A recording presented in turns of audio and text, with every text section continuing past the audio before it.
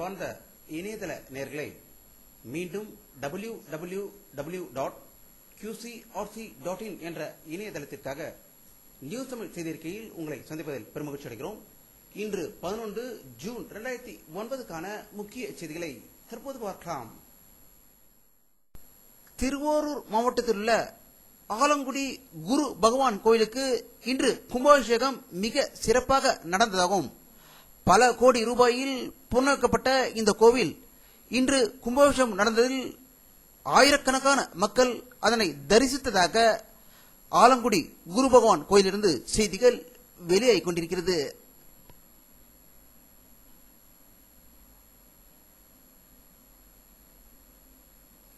தமிழக முதல்வர் கருணாநிதி அவர்களும் துணை முதல்வர் திரு மு.க. ஸ்டாலின் அவர்களும் ராமநாதபுர கூட்டு குடிநீர் திட்டத்தை மின் ஊடக தொடர்பு வீடியோ கான்பரன்ஸ் மூலம் இன்று திறந்து வைத்ததாகும். ராமநாதபுரத்தில் இருந்து மு.க. ஸ்டாலின் அவர்களும் தலைமைச் செயலகத்திலிருந்து திரு கருணாநிதி அவர்களும் இந்த ராமநாதபுர கூட்டு குடிநீர் திட்டத்தை இன்று திறந்து வைத்ததாக தகவல்கள் வெளிவந்து கொண்டிருக்கிறது.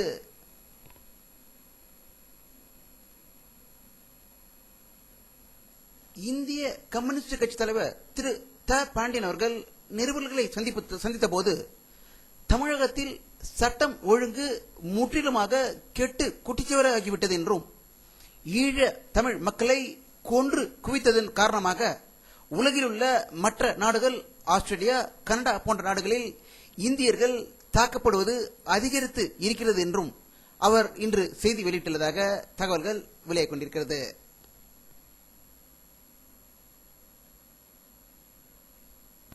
சென்னை புழல் சிறையில் பிரபல ரவுடி வெல்டிங் குமார் வெட்டி கொலை செய்ததை அடுத்து சிறைத்துறை இயக்குநராக இருந்த திரு ஆர். நடராஜ் அவர்கள் மாற்றப்பட்டு புதிய இயக்குநராக திரு ஷியாம் சுந்தர் நியமனம் செய்யப்பட்டுள்ளதாக அரசு செய்தி குறிப்பிலிருந்து செய்திகள் வெளியாகிக் கொண்டிருக்கிறது.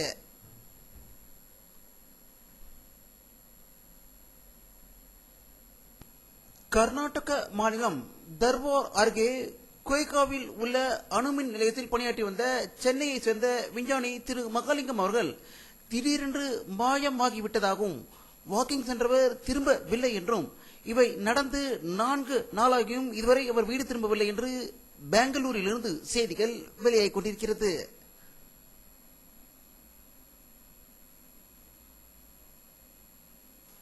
அமெரிக்க வெளியுறவு துணை அமைச்சர் திரு வில்லியம் பர்ன்ஸ் அவர்கள் பாரத பிரதமர் திரு மன்மோகன் சிங் அவர்களை இன்று சந்தித்து அமெரிக்க அதிபர் திரு பாரக் ஒபாமா அவர்கள் கொடுத்த கடிதத்தை கொடுத்ததாகவும் ஜூலை மாதம் அமெரிக்க வெளியுறவு அமைச்சர் திருமதி ஹிலரி கிளின்டன் அவர்கள் இந்தியா வர இருப்பதாக தகவல்கள் வெளிவந்து கொண்டிருக்கிறது.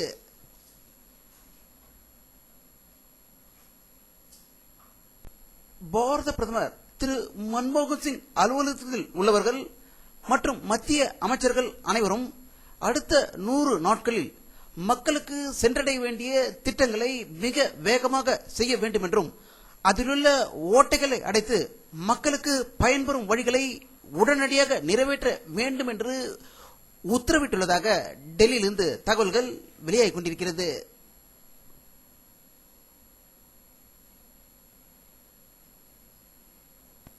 இந்திய நிதியமைச்சர் திரு பிரணப் முகர்ஜி அவர்கள் இந்தியாவில் உள்ள மாநிலங்களின் நிதி அமைச்சர்களை கூட்டி பட்ஜெட்டுக்கு முன்பு கூட்டம் நடத்தியதாகவும் பட்ஜெட்டில் இணைக்க வேண்டிய புதிய செயல் திட்டங்கள் பற்றி விவாதித்ததாகவும் இவருடன் துணை அமைச்சர் திரு பழனி மாணிக்கம் அவர்கள் கலந்து கொண்டதாகவும் மாநிலத்தில் உள்ள அனைத்து நிதி அமைச்சர்களும் இந்த கூட்டத்தில் கலந்து கொண்டதாக செய்திகள் வெளியாகிக் கொண்டிருக்கிறது.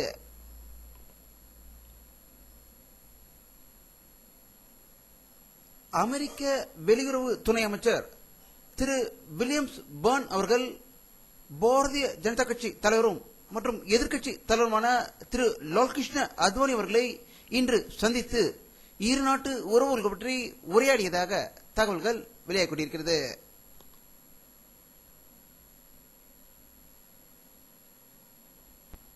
ஜம்மு காஷ்மீர் மாநிலத்துக்கு இன்று சென்ற இந்தியாவின் உள்துறை அமைச்சர் திரு ப. சிதம்பரம் அவர்களுக்கு எதிர்ப்பு தெரிவித்து முழு கடையடைப்பு மற்றும் போராட்டங்கள் நடந்ததாகவும் ஆகையால் ஜம்மு காஷ்மீரில் பாதுகாப்பு பலப்படுத்த உள்ளதாக தகவல்கள் வெளியாகிக் கொண்டிருக்கிறது.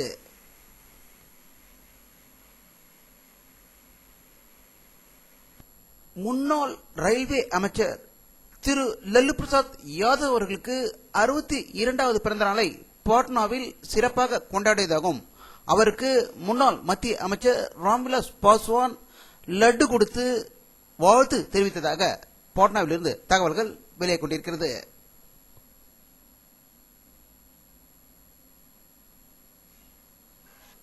உலக சுகாதார மையம் வெளியிட்டுள்ள ஒரு செய்தி அறிக்கையில் இந்தியாவில் பன்றிக் காய்ச்சல் வேகமாக பரவி வருவதாகவும் அவற்றை உடனடியாக கட்டுப்படுத்தும் நடவடிக்கையில் மத்திய அரசு வேகம் காட்ட வேண்டும் என்று வலியுறுத்தியுள்ளதாக தகவல்கள் வெளியாகிக் கொண்டிருக்கிறது.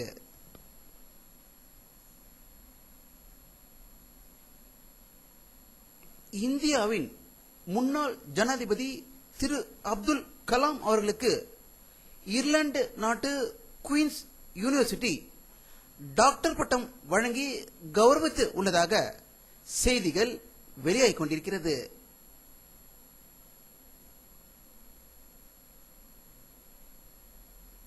வடகொரியா நாட்டில் சமீபத்தில் நடத்திய அணு ஆயுத சோதனைக்கு பதில் தரும் முகமாக அந்த நாட்டிற்கு எதிரான தடைகளை விரிவாக்கும் வரைவு தீர்மானத்துக்கு ஐக்கிய நாடுகள் பாதுகாப்பு சபையில் அங்கம் வகிக்கும் 5 நாடுகளும் ஒத்துக்கொண்டுள்ளதாகவும் சீனா ரஷ்யா எதிர்ப்பு தெரிவித்து வருவதாகவும் செய்திகள் வெளியாகிக் கொண்டிருக்கின்றன. வரும் வெள்ளிக்கிழமை ஓட்டு எடுப்பு நடக்க இருக்கிறது.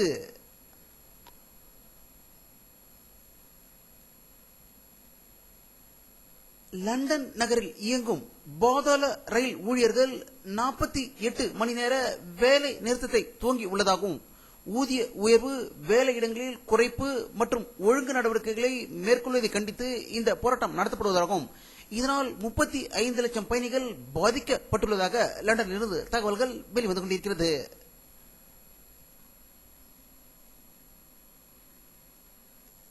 வானிலை அறிக்கை 11 ஜூன் 2009 பிற்பகல் 4 மணியில் எடுக்கப்பட்ட சேட்டலைட் புகைப்படத்தை தற்போது பார்த்துக் கொண்டிருக்கிறீர்கள்.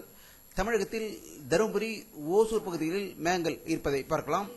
தமிழகத்தில் மற்ற பகுதிகளில் வெயிலின் தாக்கம் இன்றும் அதிகமாக இருந்ததாகவே தகவல்கள் வெளியாகிக் கொண்டிருக்கிறது.